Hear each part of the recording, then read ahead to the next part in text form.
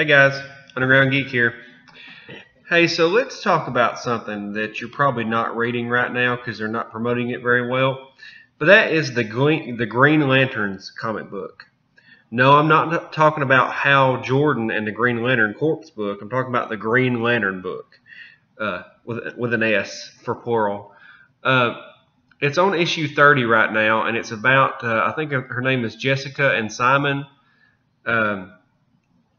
And I like the characters, but I don't. For some reason, I don't like Simon's mask. I just don't. He looks like a luchador.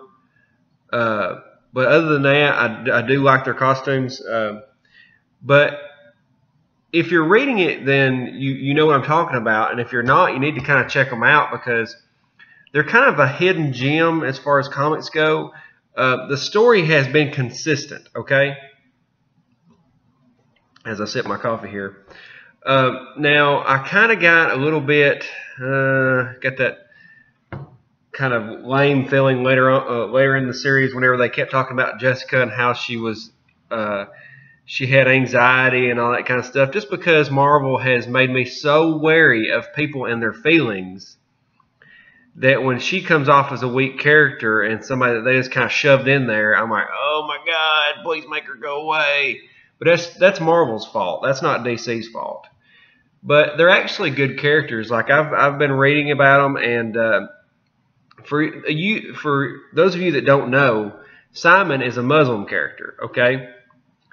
And his personality is not, hey, I'm Simon, I'm a Muslim. His personality is, hey, I'm a Green Lantern that just happens to be Muslim, and every now and then I might mention it because somebody says something about my Muslim tattoo. But other than that, he's just a character, a better written character than half of what's Marvel at Marvel right now. And this is on issue 30, and the storyline is Out of Time, and it's really cool. You need to check it out because what has happened is Simon and Jessica have been displaced in time. They've been sent back to when the first Green Lanterns were created. Okay.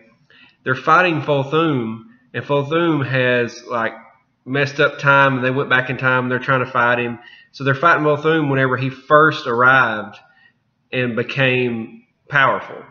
The Guardians have shut themselves off from their people and Fulthum to protect themselves, and taken his travel lantern from him. He still has his other abilities, but they've taken his travel lantern, and they smashed it and created the Green Lantern rings out of it. So that's where you got the storyline of he's trying to get all the original rings back together to get his travel ring. But anyway, so this is issue 30.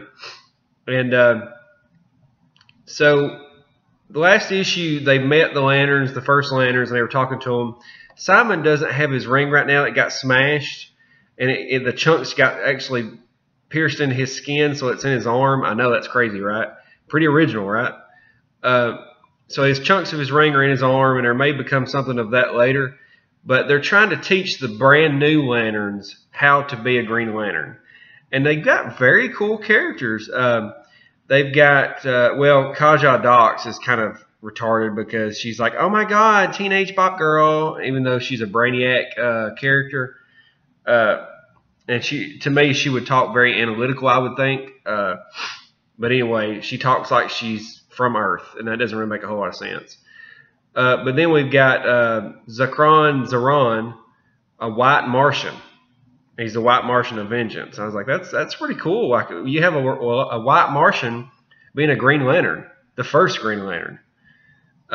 Very interesting characters, very underrated. And you've got Colleen, an elemental, but pretty much she's Groot. She's Groot, pretty much. They can say all they want that she's not. She's Groot. She's a big tree. And then you've got Brill, the AI. He's a Green Lantern. He's basically a robot. You've got Tyrenar, a common thief. They call him. That's his title on there. He's like he kind of looks like a Thundercat. And then you've got the token tough girl that looks like Athena or something.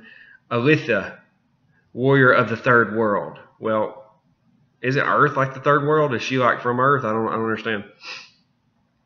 But anyway, so they're teaching them how to be Green Lanterns. At this point, they're trying to complete a mission. They're trying to stop Volthoom. Volthoom has just come into his different powers. He doesn't know how to control them, and he's about to start freaking out. And they're just ticking away. The time is until they can try to stop him. So anyway, he gets out of control. You know, I'm not going to do a complete review of this book because I want you to read it. And I also believe that the reviews are just, if you're reviewing books, basically your comics explained. Okay, you're just telling stuff. You're not actually giving any kind of new outlook on it. But anyway, so they're fighting here, and I really like the art because it shows him going through all the different lantern colors because he basically can't control his emotions. It's a lot like the kids of the Justice League in a new Justice League story, the two twins that, you know, they can control different the different lantern colors basically in their body. It's a lot like that because when he gets mad, he gets really mad. When he gets selfish, he gets really selfish, you know, and then the fear shows up. I mean, it goes all over the place. And so and I think at one point it even shows the Death Lantern symbol for just a minute. If I'm not mistaken, I don't think that's the Fear Lantern. Maybe it is, but it's like there's too many lines. Okay, I guess it is the Fear Lantern. But anyway, so they jump out of nowhere to surprise him, start attacking him. And this is where I kind of get upset a little bit about it because I understand it makes sense, but at the same time, I don't have to like it. You know what I mean? Because when they start fighting him, it looks like they might have the upper hand, but he is extremely powerful.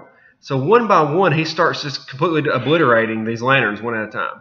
And it makes sense because these lanterns have been lanterns for like, what, months? That's it. They barely know how to control their powers.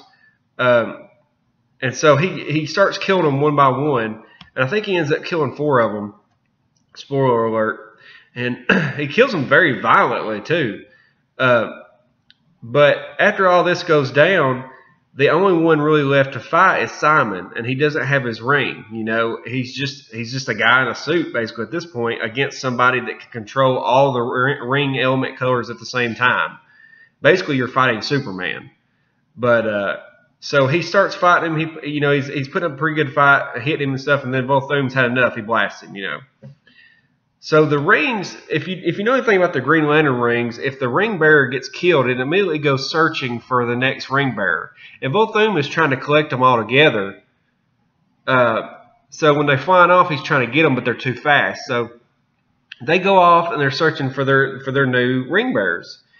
Well, it gets to a really cool conclusion here because what happens is the rings come back and actually attach themselves to Simon. So at this point, he's got 4 rings at the same time because it says that he has the ability to overcome great fear. So he has extreme will. I mean, he was fighting a ring bearer with no ring, basically fist fighting him. So at this point, he is supercharged. He's basically 5 times the Green Lantern power because he's got that one that's stuck in his arm, you know, and I believe that something's going to happen with that later. But so that's where it concludes is, you know, the next issue is going to be the final showdown, him versus Volthoom. So we're going to see what happens. But it's a pretty good story because it tells how the Guardians basically abandoned their people and how they started changing, almost like, you know how in the Lord of the Rings, how Gollum, Smeagol started to change when he had the ring, his body changed. It's almost the same thing, like their knowledge became the most important thing, protecting themselves, and their bodies actually changed to mimic that. They became shorter and their heads become bulbous. That's your word for the day, bulbous. But I think this is a pretty good story. I don't think you need to sleep on it. I think you need to start reading this because, well, I mean, it's basically better than half the stuff at Marvel right now. The art is decent. I mean, it's above average, I would think. I like how they drew the different characters. I like how they draw Volthoom, and I like how he interacts with the other characters because they almost draw him anime style. Almost. His costume is very cool. I like how they updated it. And he really doesn't play like he's a psychopath. He can't control his emotions at all. The ring has the power lantern in his chest completely controls everything at this point. But tell me what you guys think about this story, and if you're already reading it.